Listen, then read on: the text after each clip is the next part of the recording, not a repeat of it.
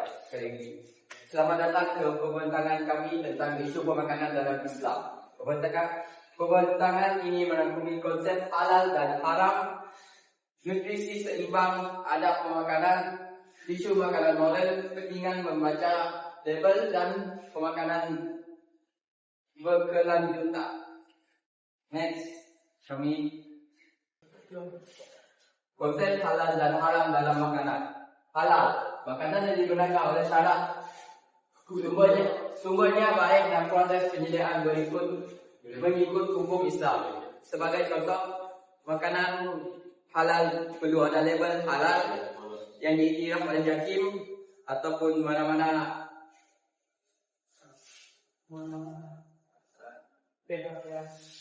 pihak yang berkaitan. Sumber makanan, sumber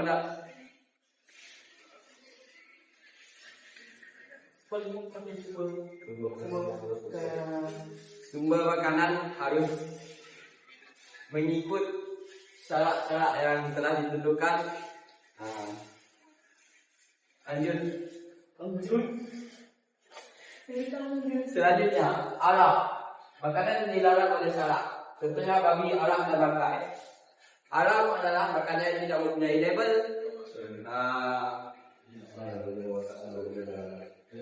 yang dapat merosakkan organ dalaman dan merosakkan minda kita. Makanan yang kita mestinya merasa was-was akan jatuh haram jika dimakan. Seterusnya, stok. Rangkumi sumber makanan, cara penyembelihan dan proses pengeluaran. Sebagai contoh, penyembelihan ayam. Hendaklah dari halkum. Harapan saya supaya Anda dapat tahu beza halal dan haram. Sekian saja ini dari saya. Saya menyerahkan slide seterusnya kepada Muhammad Aziz. Terima kasih kepada Saudara Hakim. Kita akan bercakap tentang definisi seimbang menurut Islam. Definisi seimbang menurut Islam bagi pandangan saya adalah makanannya harus penting untuk tubuh badan. Selain itu, mengikut kajian Islam, makanan-makanan yang seimbang adalah penting untuk seluruh umat manusia, Sikh, tak kisah ataupun Islam atau bukan Islam, semua perlu ambil makanan sihat. Yang pertama, keperluan asas. Karbohidrat, protein, lemak, vitamin hendaklah diambil dalam spek-spek yang ditentukan. Contohnya, lemak perlu diambil dengan kurang, karbohidrat diambil dengan lebih, vitamin dan mineral hendaklah seimbang. Sekiranya tidak, Anda mungkin dapat penyakit yang tidak Anda mahu. Yang kedua, yang cakap tadi, membantu menjaga kesihatan fizikal dan mental, meningkatkan tenaga dan daya tahan tubuh. Contohlah, dalam kehidupan seharian, kamu orang tidak makan buah. Mungkin ada side effect untuk orang dapat penyakit besar. Dan yang ketiga, panduan dalam mengambil makanan daripada sumber yang halal dan bersih. Iaitu of course lah, kalau tak ambil dalam makanan bersih ataupun halal, makanan haram pun boleh menjejaskan tubuh badan kita. Contohnya babi. Babi tak elok. Khinzir. Contohnya khinzir. Khinzir mempunyai banyak bakteria yang kita tidak tahu. So elak-elakkanlah. Kalau kadang-kadang haramlah benda makan khinzir. Dan kita pun mengamalkannya lah, tidak membazir dan ambil makanan dan dalam sederhana. Itu saja dari saya. Saya hendak menyerahkan kepada saudara Aiman. Terima kasih kepada saudara Wan. Slide yang seterusnya akan menunjuk adab makanan dalam Islam. Yang pertama, kita hendaklah membasuh tangan. Ini kerana membersihkan tangan sebelum makan adalah sunnah Nabi. Selain itu, apabila kita membasuh tangan, kita dapat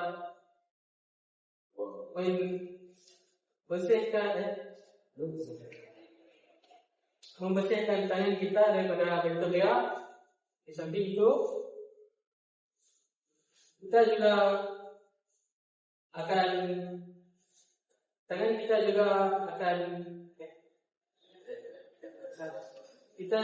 tidak akan merasa was-was apabila makan kerana tangan kita sudah bersih. Yang seterusnya adalah membaca doa. Membaca doa kerana memohon keberkatan kepada Allah SWT sebelum dan selepas makan.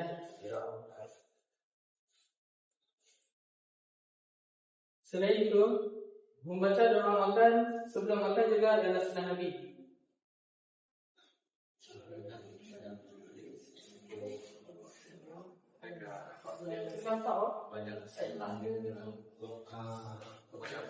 Selain itu, apabila kita membaca doa, kita dapat menjauhi daripada gangguan syaitan apabila kita makan.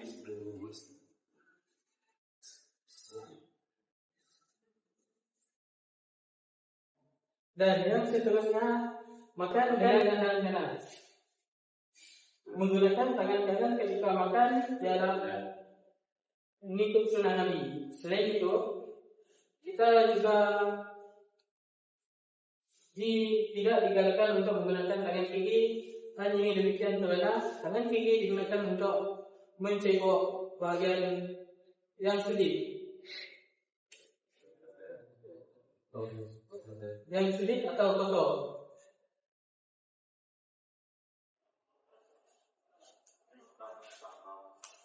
Harapan saya ialah kita hendaklah menjaga kebersihan makan. Selain itu,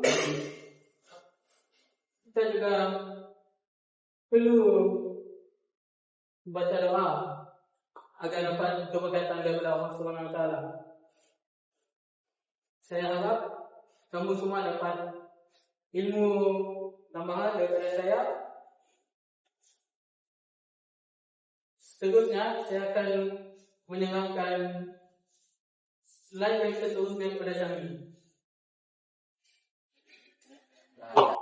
Terima kasih kepada Aiman. Aiman.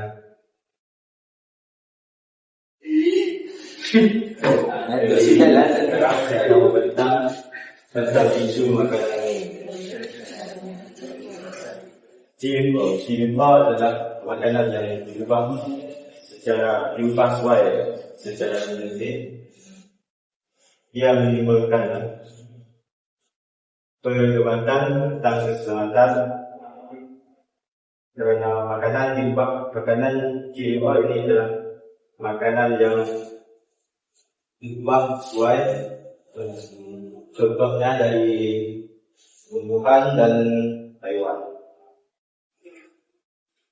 Seterusnya bahan tambahan. Penggunaan bahan pelisa, pewarna dan pengawet dalam makanan.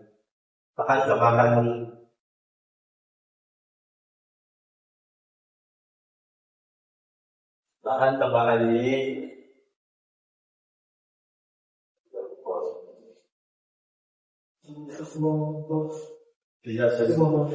tidak sesuai untuk bayar karena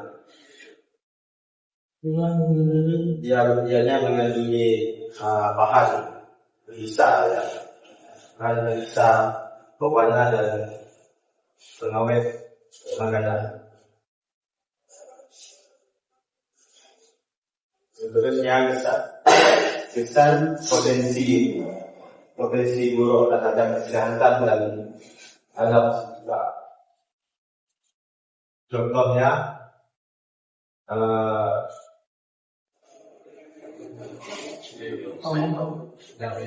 kesan buruk terhadap tubuh badan dan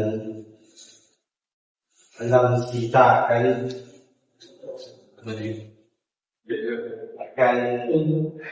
tidak. Harapan saya kita harus menjaga makanan supaya badan kita akan sehat. Terusnya saya akan menyerahkan mikrofon ini kepada. Terima kasih kepada saudara Jami. Saya ingin menjawab seterusnya tentang kepentingan membaca label makanan. First, mengetahui kandungan nutrisi dan bahan-bahan dalam makanan.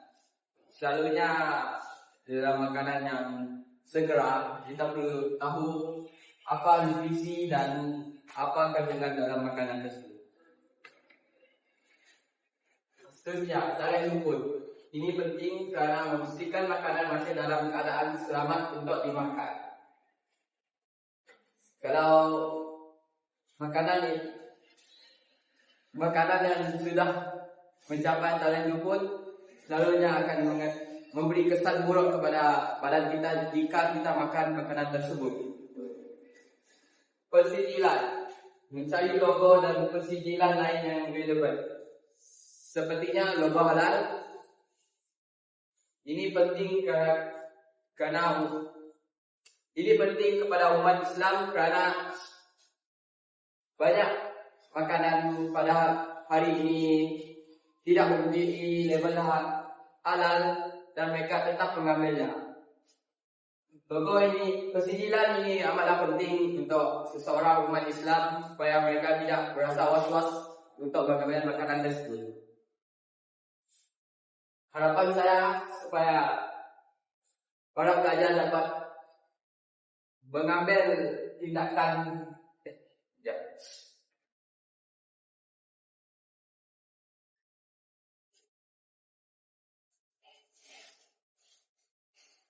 Harapan saya supaya para pelajar dapat tahu cara membaca label makanan seperti yang saya telah bentangkan di depan ini. Seterusnya saya ingin membagi slide seterusnya kepada Muhammad Haziq. Terima kasih kepada saudara Din. Pemakanan berkelanjutan dalam Islam. Dalam cerita ini, yang pertama pertanyaan. Mengamalkan pertanyaan mesra alam dan organik. Ini bertujuan pada masa ini dapat meningkatkan bekalan makanan sekiranya kawasan Anda kekurangan makanan. Yang kedua, pengeluaran. Memurahkan pembaziran dan pencemaran dalam proses pengeluaran. Dalam sektor yang kedua ini, Anda semua harus mengurangkan pengambilan makanan yang berlebihan dan membuang sampah makanan dalam plastik yang plastik untuk mengurangkan pencemaran alam sekitar. Yang ketiga, penggunaan. Membeli makanan daripada sumber yang bertanggung jawab. Membeli makanan daripada sumber yang bertanggung jawab seperti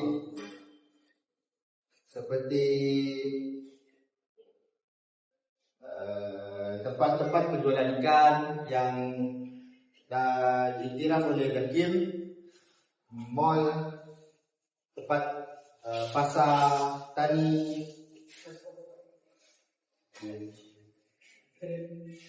kedai makan yang telah mendapatkan sijil untuk kelebihan yang tinggi. Ya, harapan saya kamu semua paham apa yang saya ingin sampaikan. Saya harap Anda bolehlah mengurangkan dan mengambil makanan yang sederhana. Oke, saya akan menyerahkan kepada saudara Aiman untuk slide selanjutnya.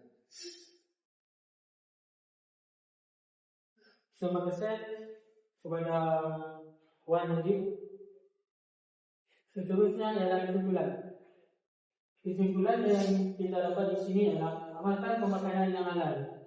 Pilih makanan yang halal dan bersih. Hal ini demikian karena pemakanan yang bersih dan halal dapat memberikan kualiti dalam makanan tersebut.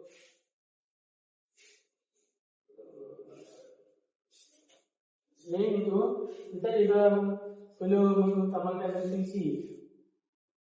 Pastikan nutrisi seimbang dalam gaya harian.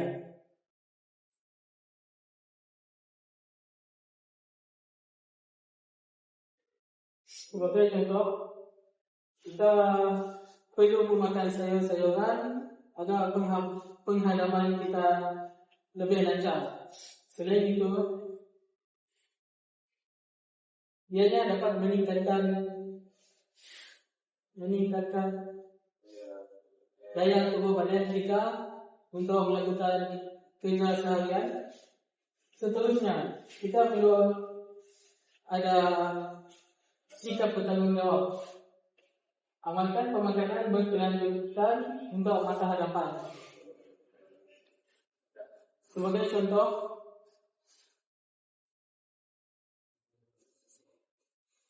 contoh, mengambil makanan yang seimbang.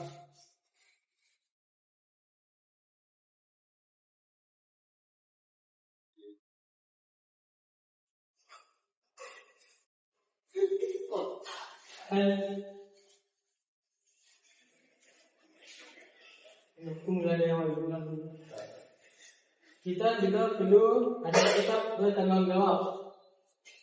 Amalkan pemakanan berkelanjutan untuk masa hadapan. Sebagai contoh, kita perlu mengambil makanan yang seimbang agar penyakit dapat dikurangi dari masa ke semasa.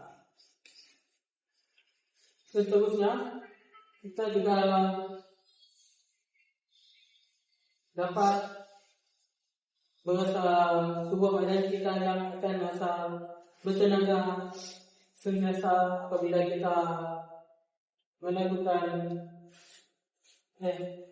kita mengamalkan pemakanan berkelanjutan. Itu saja daripada saya. Harapan saya adalah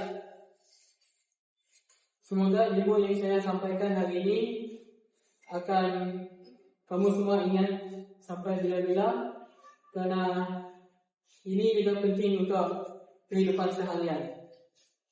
Saya akan menyerahkan mikrofon ini kepada hakim.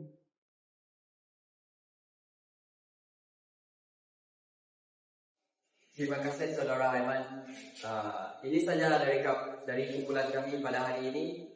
Sekian, terima kasih.